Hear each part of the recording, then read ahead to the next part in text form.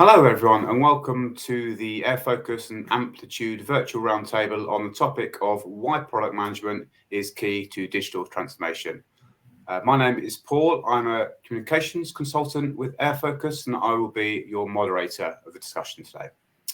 We are lucky to have the company of three very esteemed guests for today's roundtable, John, Inez and Malta.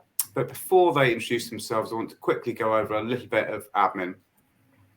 The roundtable is obviously going out live, but we are recording it. So if you need to drop off at any time for any reason, or you want to watch it later or share it with anyone, it will be going up on the airfocus YouTube channel after the event. There are a whole number of you watching from around the world, which is wonderful. And if anyone wants to submit a question, you are more than welcome. Just pop it on the question tab at the bottom of the browser, and we'll try and address as many of those as we can later on in the discussion. So, without further ado, let's meet the panelists. John, if it's okay to go to you first, would you mind telling us a little bit about yourself, your background, and what Amplitude does? Sure. So my name is John Cutler. I let the other folks on the call know I have a cold, so I'm going to be talking very quietly. But my name is John Cutler. I work for Amplitude as a product evangelist. And what I spend most of my day doing is coaching customers and future customers on being more impact focused with their teams. Now, Amplitude is roughly product analytics, experimentation, feature flagging. So, we're part of the tool stack. But as a company, we understand that it's not just about tools. It's also about team structure, mindset, which is a big word. Maybe we'll get back to that later. And it's often about helping people feel more confident with both forming new habits and then maybe letting go of some of the habits that they used to have as a team. So I do a lot of the workshops I do around that. My background is in product management and UX research. And then before that, I was a musician and not focused on products. So I was a little late to the game, but background lately in the last 5 years, a lot of B2B SaaS companies. And then before that, ad tech, video games, and something called Rich Media, which is where a company that actually PDF'd catalogs to put them online. So that didn't work. But anyway, that's a bit about myself. Thanks, John. Definitely interested another time hearing about your life as a musician as well, as a fellow former musician. Oh my goodness. Yeah, we'd go off for ages on that. Thank you. Inez, could we hear a little bit about your background, please? Yeah, of course. I'm Inez. I am Portuguese. I've been in the UK for almost 9 years now, specifically London. I keep saying UK, but my experience is very London-based. I'm going to be just very honest and open about it. I've been a product person for a while. Currently, I'm a product coach at Founders Factory. Founders Factory is doing something pretty cool. We are an incubator and accelerator, so we bring ideas to become businesses, essentially. So it's been an incredibly rewarding journey. Before that, similar to John, B2B space, but then IoT as well with Hive and smart heating systems. Before that, gambling, and before that, affiliate marketing. But also a little bit of a different background. I was actually a pastry chef. I had my own business. And yeah, surprise. And I've done a lot of things. I think that's the beauty of probably similar to John, not really knowing what you want to do when you grow up. And so I end up being a product manager because you can be everything when you're a product manager. Of course, thank you. So we've got a former musician, former pastry chef. What have you got, Malta? Nothing as interesting as the previous two speakers. So I'm super excited to have you all here today on this roundtable. Thanks for joining. So yeah, my name is Malta. I'm the co-founder, one of the co-founders, and also the CEO and CPO still. So I wear a lot of hats of airfocus, and airfocus is the first and only modular product management platform. What means modular? It means we try to adapt to the problems of all these unique product teams. Yeah, and I started airfocus because like 4 years ago, I was on the other side where our customers are today. I was battling spreadsheets, PowerPoints, and obviously the Jira beast. And I was looking for, something to help me do my job better and standardize stuff so I could spend more time talking to customers, work on strategy, solve problems. And the stuff that I found wasn't really good. And that's why I built the first version of airfocus, which was a tiny prioritization tool. Yeah, and since then we have developed quite a lot into more of an end-to-end platform. Yeah, and I'm always also following the content of John and Ines, and like really cool to have you here today. Wonderful. Thanks, everyone. So the topic for our discussion today is digital transformation and the role that product management can play in that. Now, digital transformation is a topic and a concept that is pretty familiar to most of us. So, but how well do you think organizations are doing with their digital transformation, especially since the pandemic and the events of the last few years? It's really caused the pace of digital transformation to accelerate so sharply. So, Kay, can I start off with you, please, Ines? Oh, yeah, surprise. Yes, of course. I guess that it's important to say that digital transformation, as you put it, it's been thrown around for a while. Different companies will be at different stages. And I think that COVID, as you correctly put it, just fast forward that transformation a little bit. But I think it's also worth saying that apparently, according to Statista, by 2024, they're expecting to be $2.4 trillion being put into this digital transformation concept. It's quite big. And so I guess that with COVID, how well did people do? I guess that the objective of this digital transformation is for businesses to stay viable today. And I guess that the proof was in the pudding. Pardon the pun. And I guess that the companies that didn't manage to stay viable, the companies that folded, didn't do very well with the digital transformation. The ones that managed to stay afloat obviously were good proof to the results of their efforts in participating this digital transformation, because it isn't easy, right? We're talking about digital transformation is not just about moving to the cloud or introducing cybersecurity into the system, but you're also talking about changing processes, people, skills, and knowing if you have them or not. So I think that we're still seeing how well this has resulted for organizations all around the world. But I guess that if you're still open, congratulations, well done. And I guess that's just to wrap it up in terms of this opinion, if I can put it that way. It's I think that the companies that were enabling this digital transformation have done really, really well. So doing simple things such as signing contracts. Now you can do it online, and you don't need pen and paper or a scanner and a printer to do that, as many companies were doing it. And so any company who's been in a position of enabling this digital transformation, they've been placed really, really well over these past few years. Okay, thank you. John, can I come to you next, please? Sure. Yeah, I have some, interesting and funny stories here, but one of our Amplitude customers is a government agency in Northern Europe. And the story there is just incredible, that there had been a DevOps advocate working in this agency for, I think, 10 years and laying all the groundwork, sort of doing the on the front lines, just trying to shift the organization and putting the pieces in place.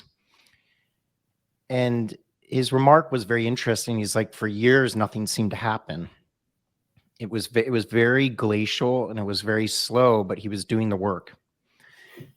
And then he said, I witnessed something I never thought I would see because of the pandemic, of literally a lawyer, a designer, a developer, delivering something that was essential for this country's pandemic response in real time. And he said for the first time, the software launched when the law was being literally signed.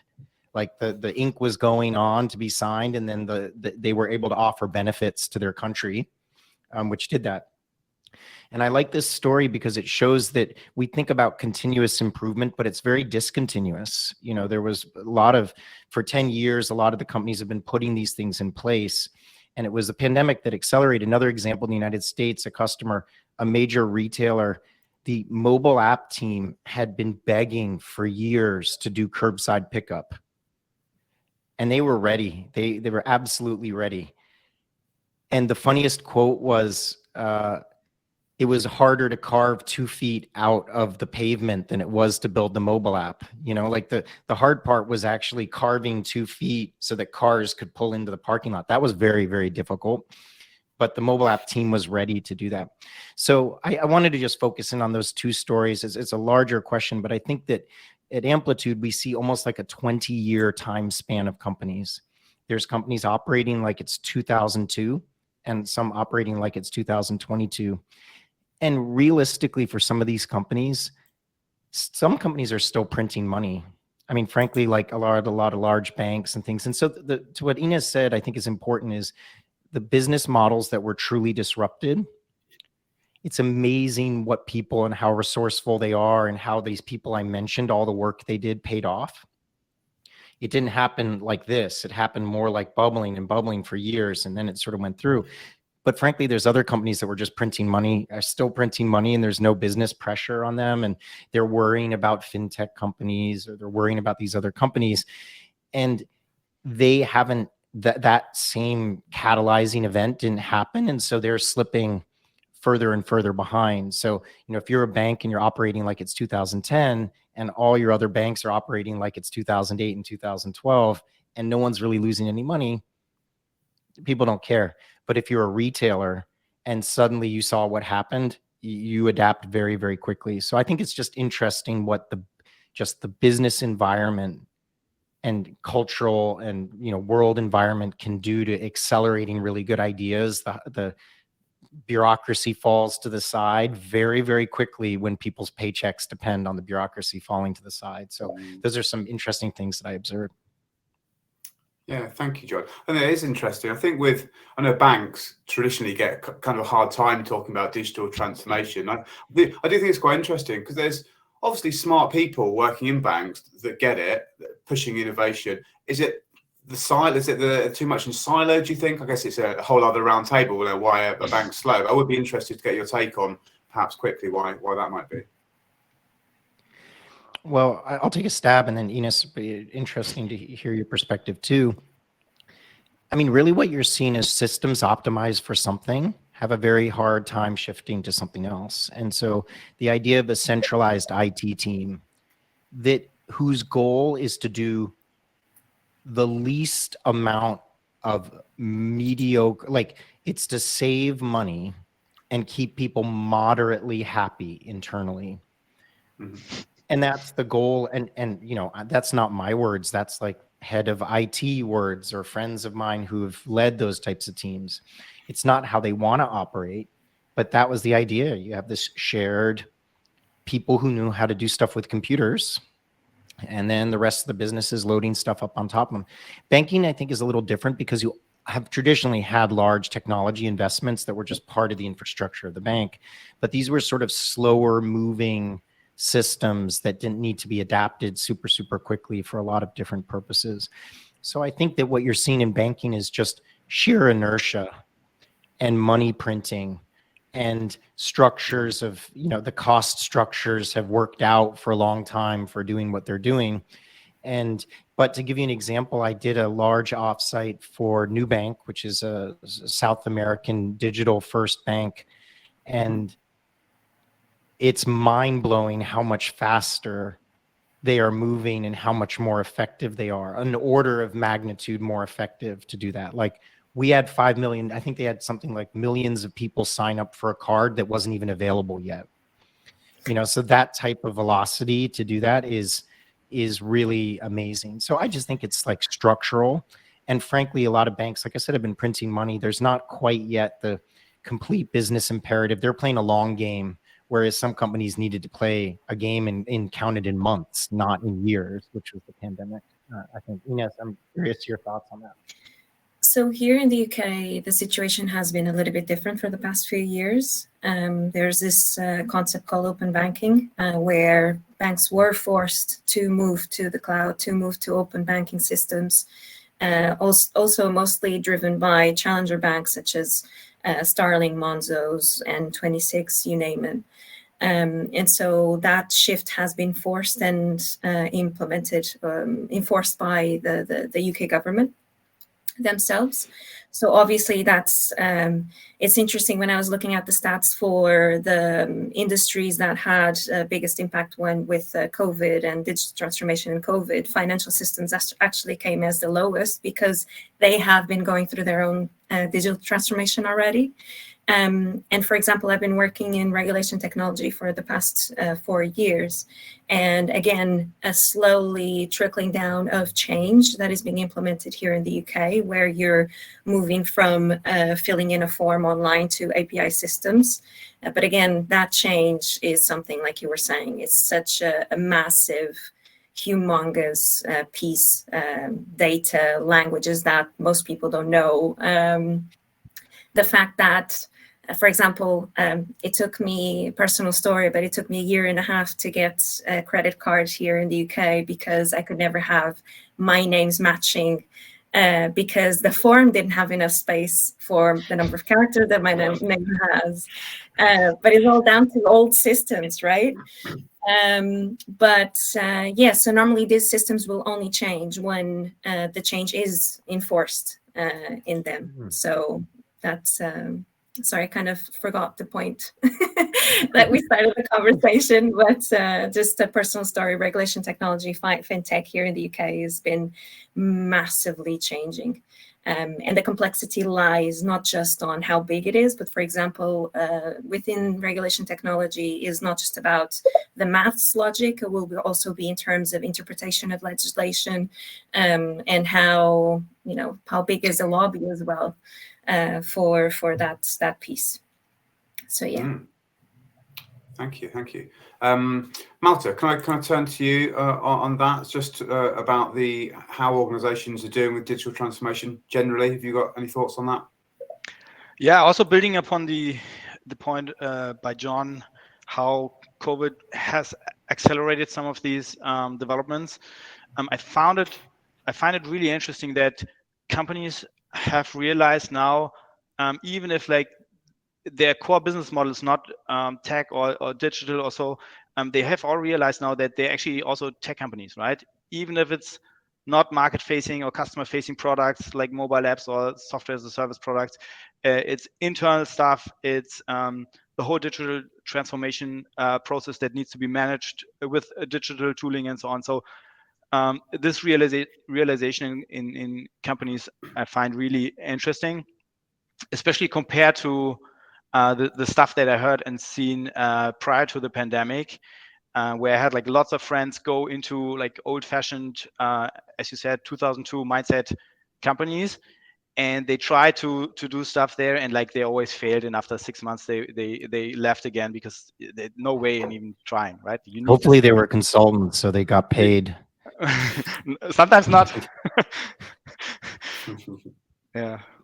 Yeah. Okay, thank you. So moving on to the next question, I think we'd probably all agree that cultural shifts and change management are important, especially with this more rapid pace of digital transformation. Can we talk about how organizations should approach those things? Perhaps you could start us off on this one, please, John. Yeah. Personally, I kind of cringe a little bit with some of the mindset stuff because it's sort of it's easy to talk about, but it's hard to show. And I even have this with some of the product things like product thinking. I've tried to do some work to understand what that means, but generally the words get thrown around and the cultural aspects get thrown around.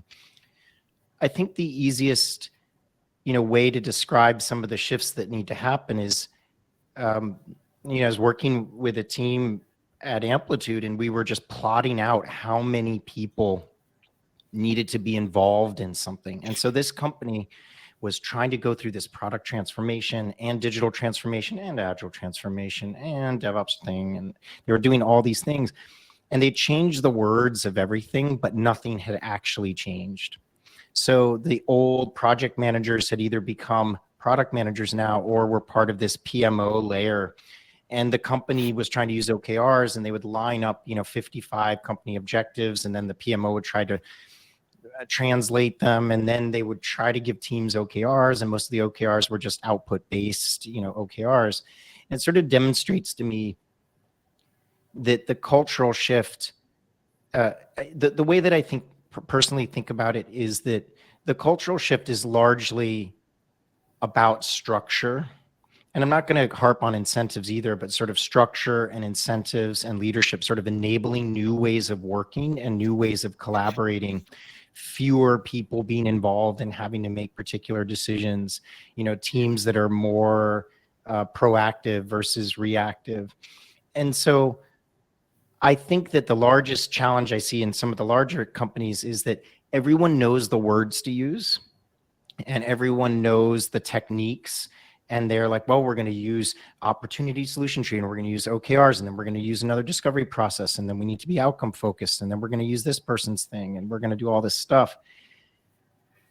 But just the structure, just the, and also the software architecture, like the architecture enabling teams to truly work in a more independent way is the biggest shift.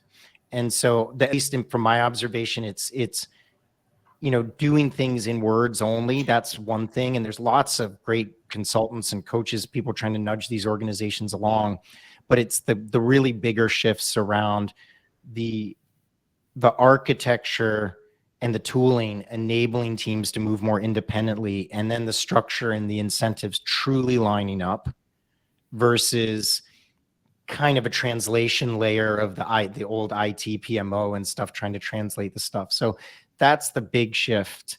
And it's a difficult shift, from where you have the business and the teams to it's everyone's business. And that's like a phenomenally difficult shift for these companies. Yeah, sure. No, definitely. Ines, can I ask the same question to you about kind of change management? Yeah, I can say it's pretty difficult. I've been in it a couple of times, and it can be incredibly painful, like growth pains. It's a thing. I think that there's a bit of work required from everyone involved, right? So where is that need coming from? So why do you need to go through this change? It needs to be communicated with clarity, for example. So how should organizations take this approach? Well, with caution, empathy, wanting to listen, but also being upfront and straightforward about expectations. What is the change that they want to see? Knowing that, that if the leader the organization comes out and says, I don't know what's going to happen tomorrow. I know that we need to go through this, and I'm going to need everybody to work with me. And that is good enough, right? And I think that the pandemic forced a lot of leaders to act that way because they didn't know what was going to happen the next day. And so that opened the door to bring a little bit more transparency to how that change was being communicated. On the other hand, there is a bit of almost like product adoption, right? You'll have the early adopters, and then you have the people who take ages to look at that transformation and change. And so you cannot have one size fits all type of solution for an organization, right? It will depend what level these people are in the organization, which departments are they on as well. Like having an early adopter, a junior person in HR will require a completely different approach to having a senior salesperson opposed to this transformation, right? You'll need completely different things. So what organization can do is, for example, bring different perspectives, increase diversity, hire externally, work with innovation labs, potentially more cautious with that advice, but a lot of companies looking at M&A, so merger and acquisition. So what kind of things can you bring into the organization? What message is going to sync with best with which department? And so implementing that, being conscious, being self-aware, but also making sure that you have feedback loops set in place, because not everyone will respond to the same type of initiatives. And ultimately, you need time, because this, depending on the size of the organization and how tightly that organization is aligned, from the moment that you want to transform will involve part destruction, unfortunately. And it's about, again, being transparent about it, communicating that, and giving people time and options for that transformation. Yeah, definitely. Malta, anything to add to that on change management in digital transformation? So my answer is going to be short, because I did not really go through big digital transformation projects, because I really never had a real job, only like a short time in my career, because I was doing this thing here. But the stuff that I picked up from talking to hundreds of product people over the last years is that you want to have the right level or a good balance between centralization and like decentralization, right? Like centralization when needed, for example, guiding people around a shared mission, vision, big picture thinking. But then on the other hand, down in the teams that actually get stuff done and solve problems, you want to have like autonomy and an entrepreneurial mindset, and that you should always keep in mind. And then in general, I think you want to keep stuff simple and not make it more complicated than it is. And I think that builds upon the point that John and Ines made, when there's like all these fluffy frameworks everywhere. And at the end of the day, like, what are OKRs? OKRs sounds complicated and advanced, and it might scare you off a little bit, but I'm pretty sure like that the people in Rome already had something similar in place in order to manage the city, right? Like, it's setting goals. Exactly. You're Okay, good. You muted. Oh, the voice is gone. Yeah, the voice is completely on. One thing that Ines said that reminded me is the time element. But let me put this in perspective. So at Amplitude, we deal with many huge companies and small companies. I've talked to 200-person companies or 100-person companies that it takes them a year or two to work through a particular problem. And meaning there's some re-architecting that needs to happen, and maybe some new perspectives on a leadership perspective. And then frankly, maybe some people are not really bought into this particular journey that they're on. This is 100 or 200 people. And so I just kind of think it's funny when people, it's hard to be this is one thing, is if you're on the inside in one of these large digital transformation efforts, you also need to think of your career and what you want to do and how long you want to be there. But when you think of the Legos and IKEAs of the world, or these big companies that are, probably going to it's going to be a decade of this type of work, you tend to think of it like, you think of it in the time scale of your individual career. But if you step back and if you think a group of 100 people or 200 people takes a year or two to work something out, and, like Jonathan Smart at Barclays or wherever he was, these are tens of thousands of person organizations that actually made meaningful progress in 4, 5, or 6 years, or 3, 4, 5 years. That is no small feat, and that is strong leadership capabilities. The idea that only startups are good and, you can only be small and that's the only way you're going to survive. You see these larger companies that do this in the span of 3, 5, that year time frame. And it's a real testament to the leadership that exists and how hard it is to move that inertia. So that's something to keep in mind. This is, if a small company takes a couple of years, and then these massive companies, it's a very interesting question, the concept of time. Great, thank you all.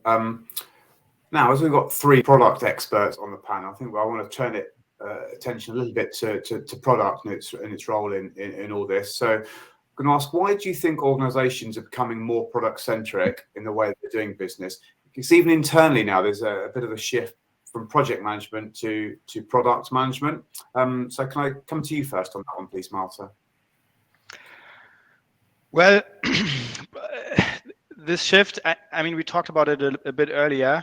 You have to be very careful because sometimes it's just names. Like previously you did project management and then some stuff happened in your organization and you're now a product manager. So I think you want to be very careful with these names and more look at what you are actually kind of doing on a day-to-day base. And I think product management is a proven way, and there are proven tactics that kind of enable you to solve problems at scale, right? And I think that's what the project managers in these organizations kind of are looking for and adapting to and learning from. So it's again coming back to the basics, right? Understanding your target group, understanding problems, and then having a structured process around users and customers and problems before going to the solution space, right? And that's not necessarily always happening in project management. And but yeah, you need both. You need to be spend time in the problem discovery space, and then at some point move over to get stuff done. And I think this shift to free up time and free up resources to really understand is just inevitable if you're going through these massive changes. Yeah, sure, of course. Thank you.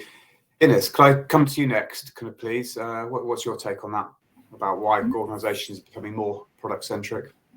Yes, of course. I agree 100% with Malta there. I think that you need both. It depends on where you want to lie. In a way, project management is very focused internally.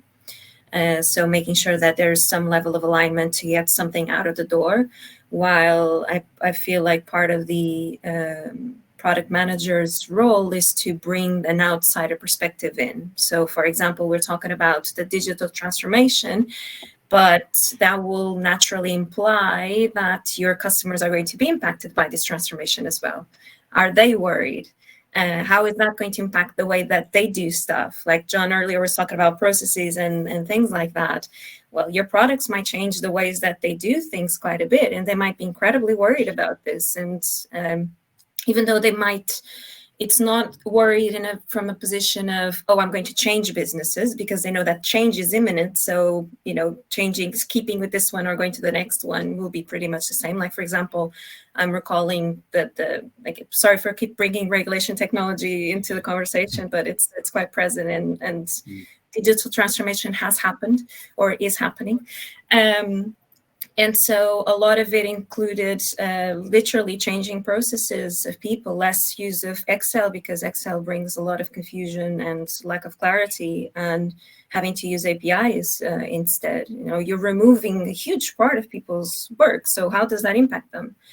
And also is worth thinking that learning about that perspective doesn't cost the organization anything. It doesn't require dev changes. It might be a newsletter, it might be a conversation, it might be inviting your customers in and having them share their perspectives and see how you find your own strategies to mitigate those concerns. And I think that's one of the biggest impacts that a product person will be bringing to an organization, that necessarily a project person would not necessarily have that concern in front of mind, right? They'll have completely different objectives. They'll have completely different success metrics. And so I think you'll need both. Great. Thank you, Ines. John, can you add anything to that on why organizations are moving to this product-centric model? It's funny because I remember it was a year or two ago, I was doing some research, and in the heavy duty project frameworks, the project, I always forget the project council or whatever they're called. They mentioned a role of someone called the benefits realization manager. So that's the BRM. And if you don't know what a BRM is, just Google it, and it's a thing. And so the idea that businesses somehow didn't care about outcomes before, didn't care about ROI, or didn't care about anything that was working 10 years ago is absolutely false, or 20 years ago, or 30 years ago. there was always an intrinsic understanding that you needed to realize the benefits of these investments. And the investment, a project is essentially an investment vehicle. And what we see is that we've seen a shift from the project as the unit of an investment vehicle to the team and the value stream as the unit of the investment vehicle. So instead of, you spec out this project, you figure out exactly what needs to do, and then you release it, and then you try to realize the benefits from it. The idea is that you fund a group of people who are going to stay, obsessed and passionate about fitting into the value chain or the value stream in some important way. And I guess I mentioned that because it's both transformational, but also to respect what's come before. It's not like, people always say, I wrote this post called, how do you know you're working in a feature factory? And people would come and say, my CEO doesn't care about outcomes. I'm like, I'm pretty sure that your CEO cares about outcomes. Their best available understanding of outcomes is that you need to package things up into an investment vehicle called a project, and then you need to let people work on that and then realize those benefits. But the concept of outcomes is not foreign to them, or the concept of those things. Or they'll say, I don't think my CEO understands digital. And I was like, well, you might be right. Maybe they've never worked on a team and understood how fragile our assumptions can be. But they care about digital. You don't become a CEO because you're sort of bad at business. Well, maybe. I mean, I don't know. You might be. I'm sure there's some. So I bring that up because I think that at the core, this is about the shift in how things are funded, and takes a new set of skills to think of something as a long-standing, persistent value stream problem that you're solving. You might even completely reinvent how you solve that problem. Let's say you've solved the problem, and then you've stopped being able to solve the problem. That's when you have to disrupt yourself and have drones solve the problem for you or whatever. So I think that's, and the sort of combination of skills and mindset and structure that I could wrap under product is so essential now to be surviving in how fast things are moving and the skills that are needed to do it. And that's generally why that's why these companies are adopting doing this projects to product stuff, is they've generally realized that the project as an investment vehicle is no longer the only way to do it. And the idea of having teams focusing on the part of the puzzle are doing that. I'd leave one more thought that there's a concept of a value network, which is these sort of, a company can have this massive set of microservices and products and a value chain that fits around that. And this just reflects the complexity of what we're dealing with and the companies we're dealing with. You can't move fast enough if it almost mirrors how databases were designed. Remember, databases used to be like a hierarchical clustering of a database transaction. And then they moved to batch processing, which was basically like early agile stuff. We're going to move things along the batch. But now it's much more like a network in a lot of these companies, where you can't move fast enough if either you have hierarchical top down or you move things along a production line. You're just not fast enough. So hence product management is, the application of all sorts of skills to these persistent value chains, value streams. And that's important no matter whether it's an internal product or external product. That's really good. Thank you. You touched on a little bit of this just then, John. So I'm going to ask this question perhaps to Malta and Ines, just to get their take on this. There has been this shift from being output focused to outcome focused within product management. What do you think's behind that? If I could go to you there, please, Malta. I think they're better experts here, but I would just hand over to Ines. We have a limited time. I'm super curious to hear your thoughts. I'll be very quick. I'd narrow down to two pieces. So output focus doesn't give you much time to understand the impact of the output. And so being a little bit more outcome focused forces you to think about how much did you move in terms of your objectives. Did you hit your objectives? Did you not? And it's also a little bit about motivation. So if you keep telling people what to do, and you try to get intelligent people to work with you, that will be very short-lived kind of shared space of work. So I think that outcome mentality had to come, because naturally, I feel like, again, still within the topic of digital transformation, you obviously need to bring people who have different backgrounds, different experience into the organization. And so you cannot just say, we'll continue doing the same thing. There's no transformation in that, right? And so the way to find as motivation to get these very incredible minds that you have working within the organization is to say, we would like to get there. Tell us how to get there with your knowledge, with your experience, with your skills. And so which outputs are necessary. I don't like saying one versus the other. You need both, right? You still need to be putting stuff out there or removing stuff. But yeah, that it is important, and it's about the combination of both. Yeah, no, great. So just moving on, we've got five minutes left now, but I want to touch on data here. And so I'll ask the question to you, John. What role can product analytics and a dedicated product management platform play in digital transformation? Well, I kind of break it into a couple stages. It's not necessarily a maturity model, but it's helpful, I think, for you to think about it. Is many of these companies have almost zero situational awareness whatsoever. So we're just talking about basic counts of things. You know, are people using it beyond like an active user? I mean, I could be active, but I'm not active. But are they actually doing the thing that you think your product is going to help them do? And I'm not talking about fancy regressions or A/B testing or anything like that. I'm just talking about basic situational awareness.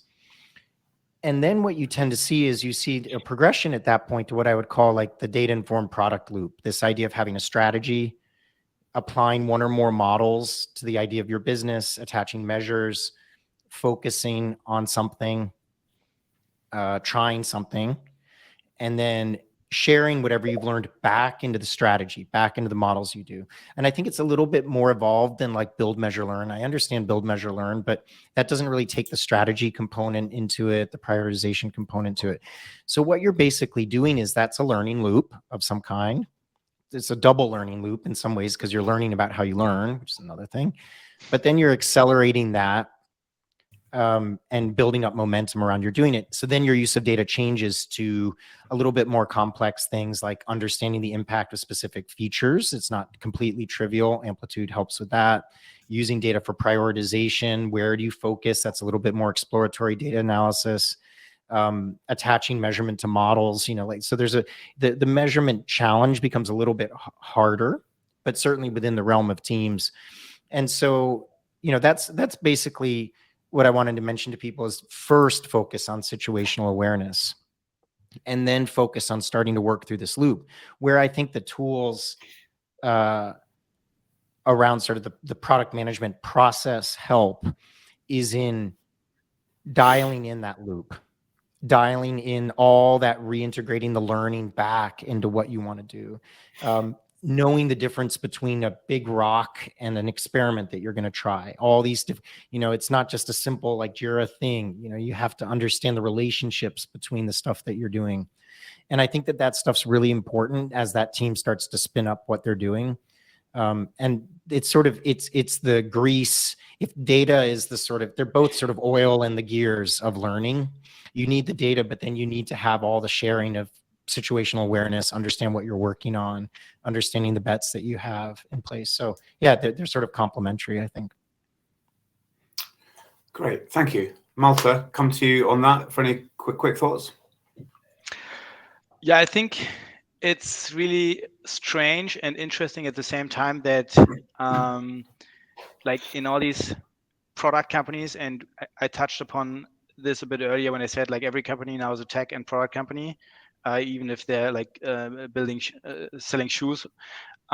So I find it interesting that in this era where kind of the PM plays this critical role within these organizations, I would say the most critical role in many cases, because they define how this the product is being built and what problems are being solved, that these people don't really have a home where stuff is centralized. And I think what you wanna really do is like free up time to be strategic and solve problems and have the right kind of conversations. But you cannot do this if you're constantly communicating with stakeholders, building PowerPoint presentations, or like solving confusion.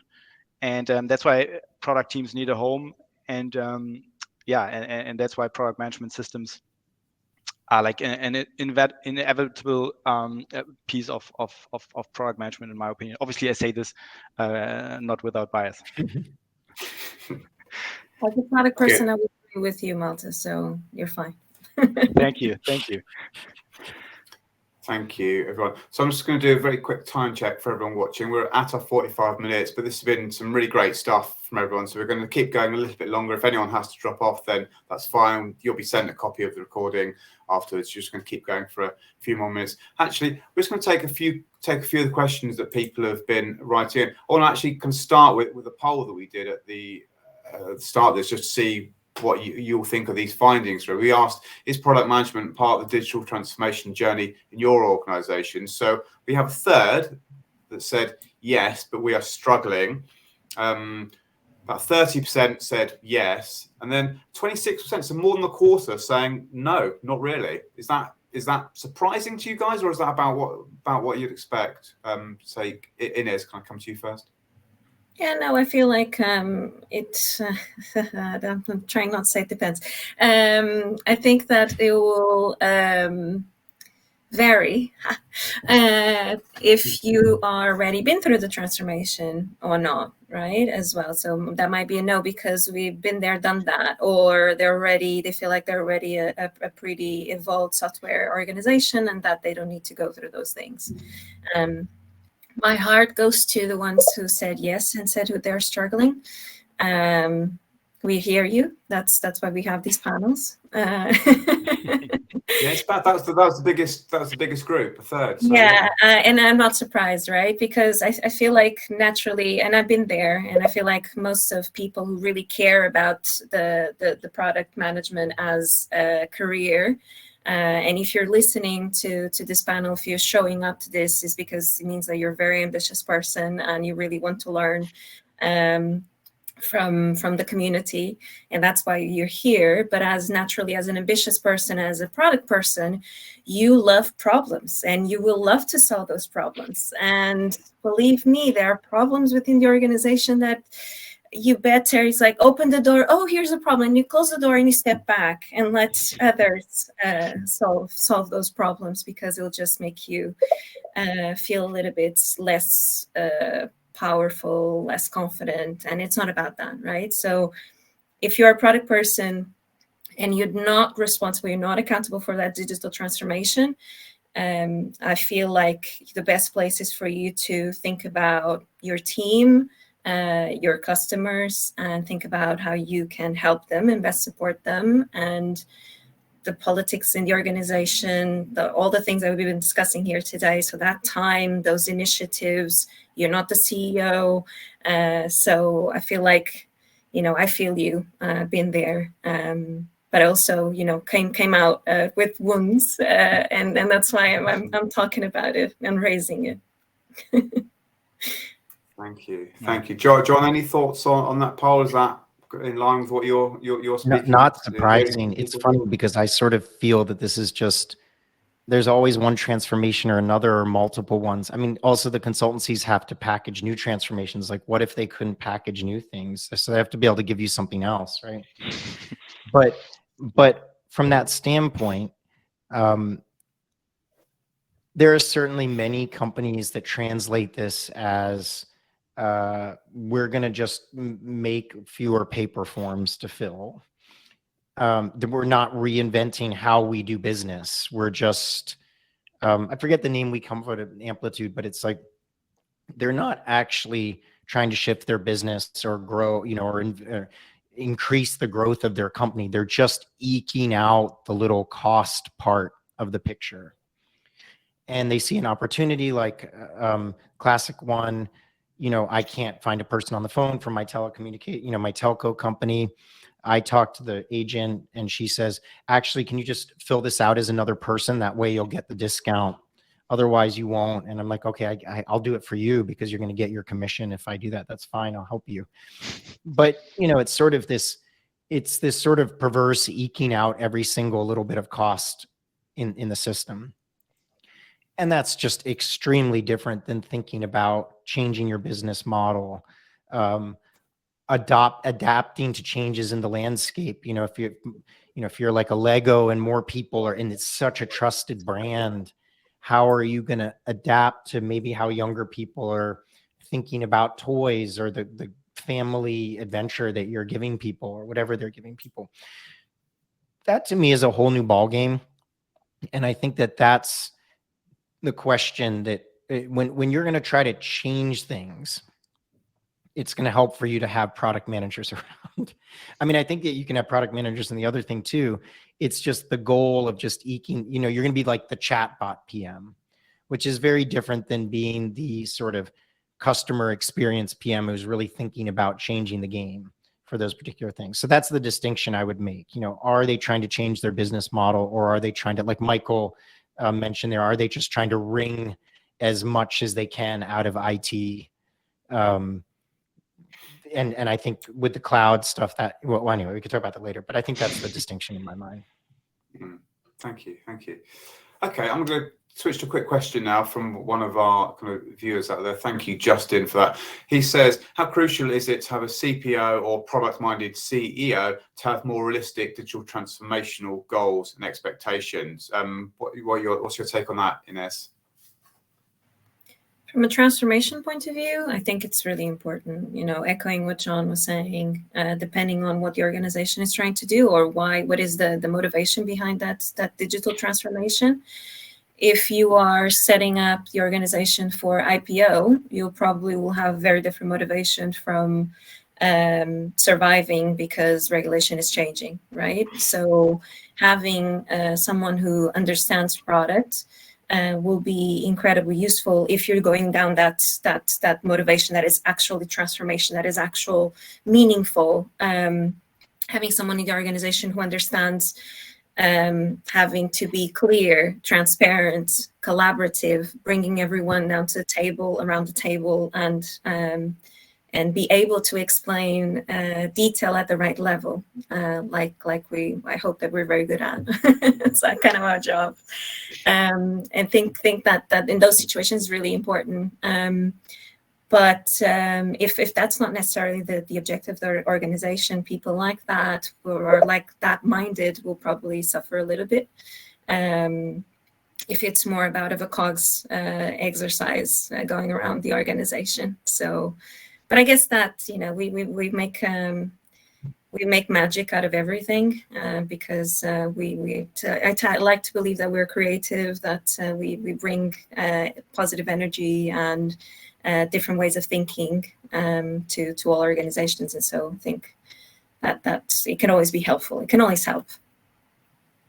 Exactly. Marta, can I come to you quickly on that one? The importance of a product-minded CEO or even having a CPO in situ in the organization? Yeah, I agree. It's key. It really has to do with like kind of motivating these brilliant product people who are the people who will transform you or who are capable of transforming you. And so it all starts with leadership and setting incentives. So these people that actually can do it because they have the skills do it, right? So they need to be incentivized, not as Ines said, by outputs, do this, do that, but by the curiosity and like solving these puzzles. So yeah, super key. Good. Any final thoughts from you on that one, John? I presume you agree, or you Well, got a rogue? I actually find that often the CEO conceptually gets it, and it's really where the sort of problems kind of brew in these layer or two beneath the CEO that's trying to translate the reality on the ground. I'll use the example of like sometimes CTOs are thrown into this position, and the CTO generally understands what's happening, but they're trying to be responsive and reactive. They're responding. They're trying to be proactive for the CEO. Sorry, and they're not really explaining the situation on the ground. I mean, when I talk to senior leaders, they get it and they're like, well, what's going on with this? Like, I persuaded the board that this was going to take, like, I understand that this business will cease to exist as we know it unless we figure this out. Everyone seemed to understand it, but I'm not getting clear information. I'm not doing that. So I would actually argue that having it on the CEO level, especially for a non-digital product company where it's actually a more complex business and you might need to really know logistics, you might need to know sales and operations and those things, not as important. But having very close to that person, someone who has been there and done it and understands, again, how fragile our assumptions are, how you don't want to load up an annual roadmap with junk because you'll come up with junk. So I think that you just need that person there who has that that DNA, and then who the CEO will listen to. Otherwise, you get this complete void in understanding. So I usually assume that the CEO sort of gets it, but doesn't get the details, nor should they really need to. But then you need that person who can speak the language of business to do those things. So a lot of the people in those settings that have become the digital leaders actually aren't very good business people, and that's a problem. They're very good. They've come out of some development product sort of IT shop and then have risen to the top of that. And they don't really have that entrepreneurial business language down. And then that's, to me, is more important, is having that leader near the CEO who can speak digital and then speak business and money and why it's important. So that's the critical role for me. If it's a CPO, great. It could be a lot of people, I think. I agree, John. And also seeing people come to the factory as well who have that very strong IT software skills, but will always naturally need a co-founder to Right. balance that, who understands that business models, understands, I think it's how the business works, what motivates the business, how do you add value into the organization as well. It might not just be product, right? Right. Indeed. Brilliant. Okay. One final question for you, just so we can wrap this up. Start with you, Malte, on this, then go to Ines and John to conclude with. What one quick pointer would you share with someone thinking of using product management to facilitate their digital transformation? I would say, however you call it, but try to get your roadmap right.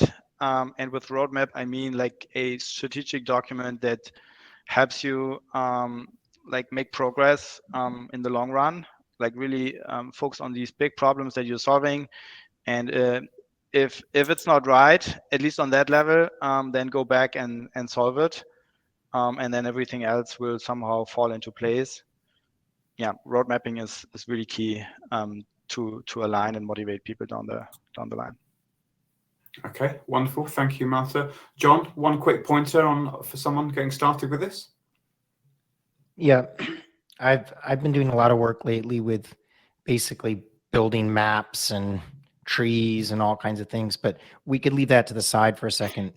What you need to do is create some kind of artifact that helps build shared understanding about what the value chain looks like. So from strategy to the work, everything in between that is usually 3 or 4 layers of peeled away. And so, teams that only show the stuff that you're going to build, they have trouble. Teams that only show the 3 bullet points, they're going to have trouble. So it's trying to figure out some artifact that pulls it all together. Yep. And then, I would argue too, the situational awareness stuff is pretty important. Like if you need to wait in 6 weeks to get a basic question answered by an analytics team, like that's never going to work. You're never going to build situational awareness that way. So you need all eyes on these basic counts to start even knowing what questions you need to answer. People don't even know what questions they have until they see what's happening. And that's a very natural thing, even by skilled data people. So, try to build the situational awareness. Yeah, that's where I would leave it. Great. Thank you, John. And then final word on this to you, and is one quick point of people thinking of getting started with this stuff. I think that my biggest advice will be to break things down. Things very quickly will feel huge and impossible, but there's always layers. I keep saying that product management is like an onion, like an ogre, and it has layers. And I feel like we can bring a lot of clarity on, recursive strategy, user journey, identifying where the value is in the smaller bits, right? Knowing where to break the journey down, and then moving, obviously making sure that this is transparent, this is clear, that has a logic behind it, that you invite collaboration. Putting down walls is incredibly important while you're going through this process, because more often than not, I see a lot of teams going away and then coming back with clarity, and no one was part of that journey.